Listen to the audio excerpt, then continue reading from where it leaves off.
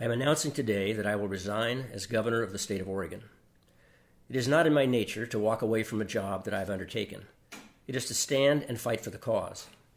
And so I apologize to all those people who gave of their faith, time, energy, and resources to elect me to a fourth term last year and who have supported me over the past 3 decades. I promise you that I will continue to pursue our shared goals and our common cause in another venue. I must also say that it is deeply troubling to me to realize that we have come to a place in the history of this great state of ours where a person can be charged, tried, convicted, and sentenced by the media with no due process and no independent verification of the allegations involved. But even more troubling, and on a very personal level, as someone who has given 35 years of public service to Oregon, is that so many of my former allies in common cause have been willing to simply accept this judgment at its face value. It is something that is hard for me to comprehend, something we might expect in Washington, D.C., but surely not in Oregon. I do not know what it means for our shared future, but I do know that it is seriously undermining civic engagement in this state and the quality of the public discourse that once made Oregon stand out from the pack. Nonetheless, I understand that I have become a liability to the very institutions and policies to which I have dedicated my career and indeed my entire adult life.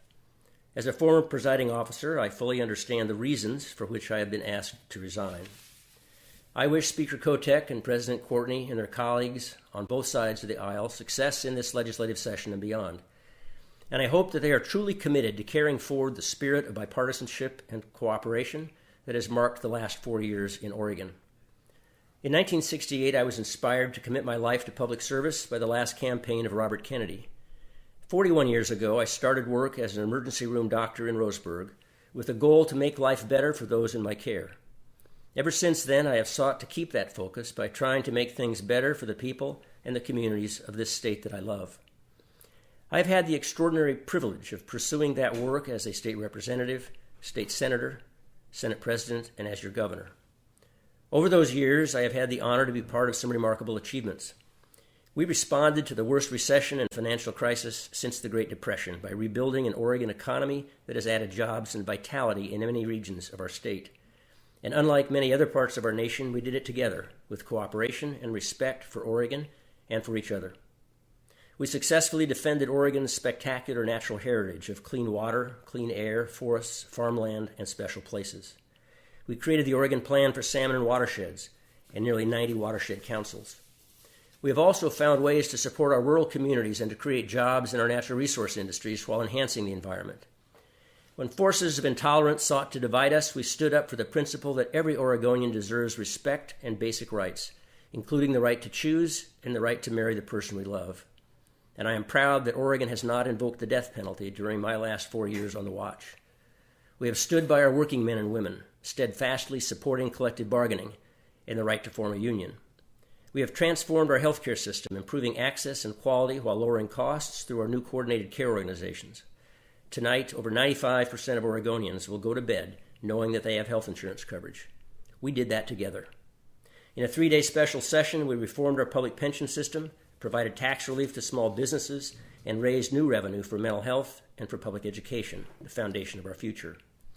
We have passionately pursued the goal of equity and opportunity, especially for those Oregonians who have been left behind, communities of color, English language learners, and those in poverty, those in rural parts of our state, the very young and the very old.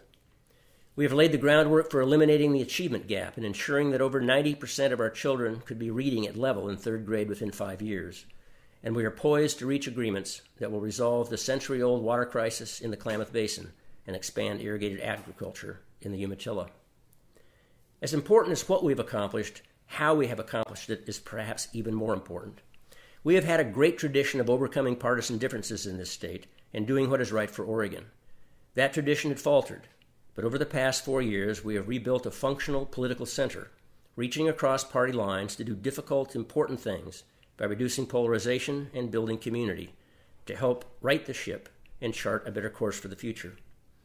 I ran for a 4th term as your governor to continue that progress. But the questions that have been raised about my administration, specifically allegations against me concerning the work done by my fiancée, Sylvia Hayes, and the contracts she obtained during my last term, and the escalating media frenzy that has stemmed from this, has clearly reached the point of no return. I am confident that I have not broken any laws nor taken any actions that were dishonest or dishonorable in their intent or in their outcome. That is why I ask both the Ethics Commission and the Attorney General to take a full and comprehensive look at my actions, and I will continue to fully cooperate with those ongoing efforts. I am equally confident that once they have been concluded, Oregonians will see that I have never put anything before my love for and commitment to Oregon and faithfully fulfilling the responsibilities of the public offices I have had the honor to hold. But it is also clear that this process will take months. I have always had the deepest respect for the remarkable institution that is the Oregon Legislature and for the office of the governor, and I cannot in good conscience continue to be the element that undermines it. I have always tried to do the right thing, and now the right thing to do is to step aside. One thing I hope people know about me is that I love this state and its people, its rivers, its mountains, and its landscapes with every fiber of my being. And it is because of that love that I tender my resignation as governor, effective at 10 a.m. on February 18th, 2015. Secretary of State Kate Brown will take the oath of office as Oregon's governor at that time. Oregon will be in good hands, and I wish her well. Thank you for allowing me to serve you in our state.